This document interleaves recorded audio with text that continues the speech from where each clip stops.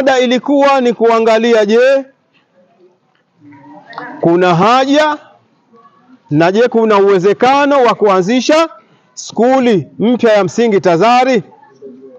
Kwa hiyo wananchi waliohudhuria kwa 100% hii hoja waliikubali, waliipasisha, na walipokubaliana basi pale pale kikao kigageuka upande wa pili, ikasema sasa tuweze kuchagua kamati, na ndipo majina ya baadhi yetu yalipotajwa, na mlioyataja mlikuwa ndo nyie, mkatupa kazi ya kusimama au kuongoza jukumu hili. Kutoka tarehe hiyo hapo 11 mwezi wa pili 2021 kazi zilianza rasmi kwa kwanza kulifyeka eneo, kufuatilia upatikanaji wa doza, kuja kulikata mawe, na baadaye kwenda kuchimba mawe na kuja kuweka foundation, kazi ambayo iliendelea hadi mwaka 2022 kunako mwezi wa 6 tukawa tayari tumefanikiwa kujenga foundation ya madarasa 6 pamoja na vyoo 9. Tukasita hapo, na baadaye tukaendelea kujenga matofali madarasa 4 hadi mwaka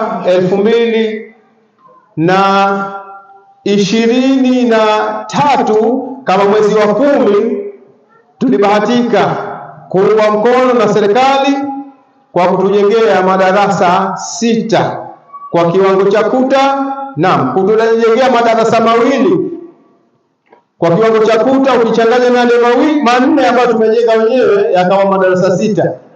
Lakini wakatuwezekea, wakatutengenezea plaster, floor pamoja milango na madirisha, skuli ikawa tayari. Ilipofika 2025 tarehe 13 mwezi wa kwanza, skuli hii Wizara ya Elimu walifungua rasmi. Kuanzia hapo siku ya pili tu tarehe 14 mwezi huo wa kwanza 2025, kamati ilikutana ikaona kuna haja ya kupambana kupata madarasa mengine kwa ajili ya kuja kuwapokea wanafunzi wengine mwaka utakaofuata ni 2026. Kamati ilikutana na tukawaita wadau mbalimbali.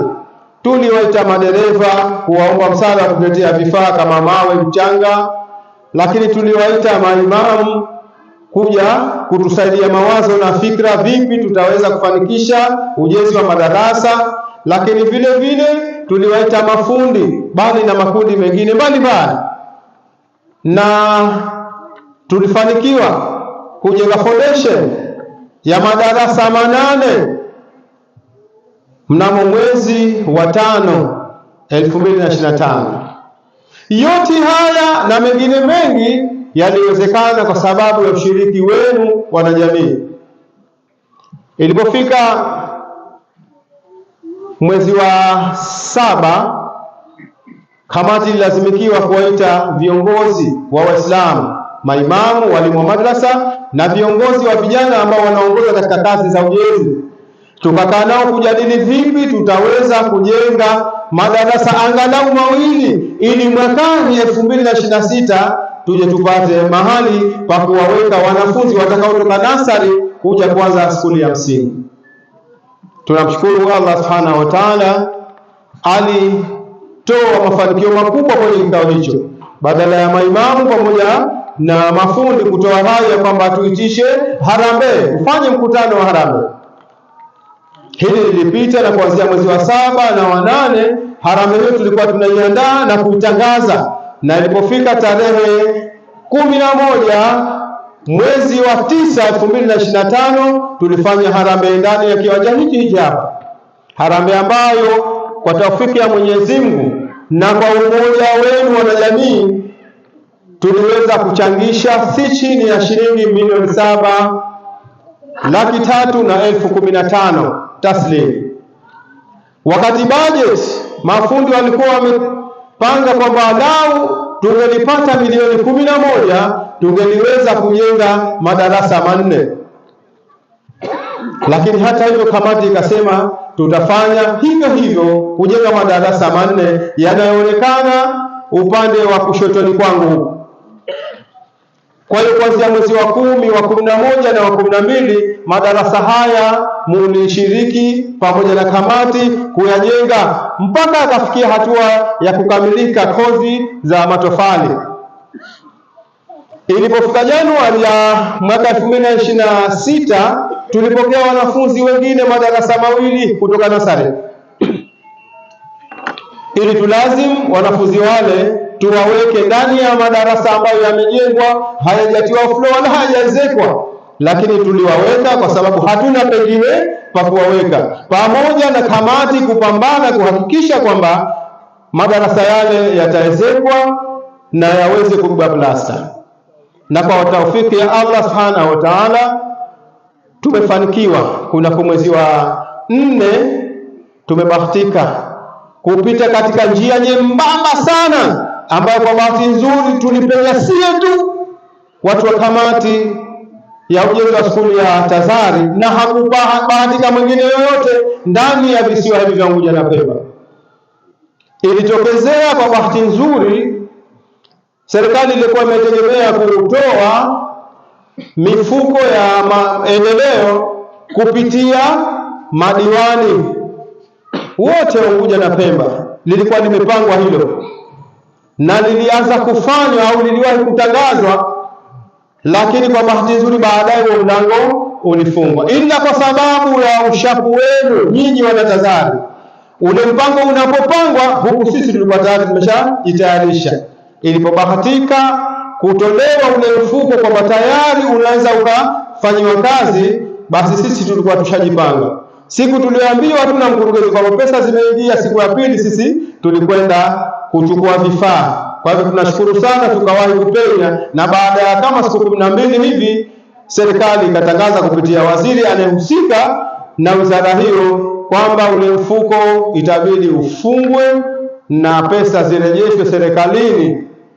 Ukakuta kwamba mifuko hiyo ikarejeshwa serikalini na ikashindikana kufanywa kazi mali, lakini kweli sisi tulikuwa tumeshatumia, ikawa tumebahatika kupata uwezo wa kuwezeka madarasa hayo hapo, lakini kupiga plasta na kuweka floor. Tumshukuru ni Allah subhanahu wa ta'ala kutuwezesha jambo hili, amin.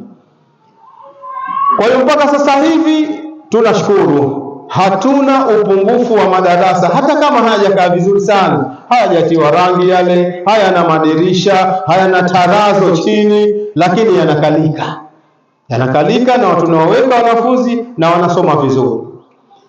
Kwa ndugu zangu, nimesimama kwa niaba ya wanakamati kutoa neno la shukurani.